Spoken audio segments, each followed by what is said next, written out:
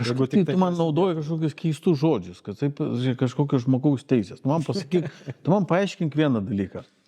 Kodėl, reiškia, aš negirčiu niekur, kad mane kažkur tai valstybėje vadintų žmogumi.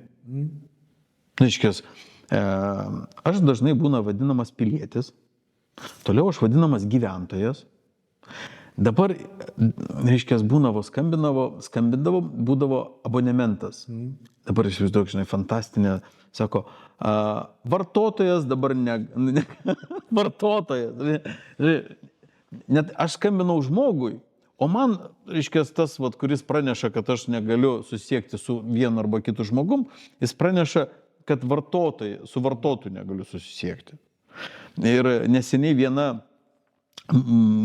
telemedijos kažkokia įmonė, sako, skambinam iš telemedijos, pokalbį rašysim, reiškia, darome gyventojų apklausą.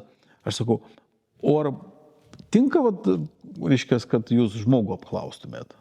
Sakau, ar jums tik gyventojų reikia, ar tinka ir žmogaus nuomonė, žinai? Ne, sako, mes darom gyventojų apklausą, žinai, norėtume klausimus.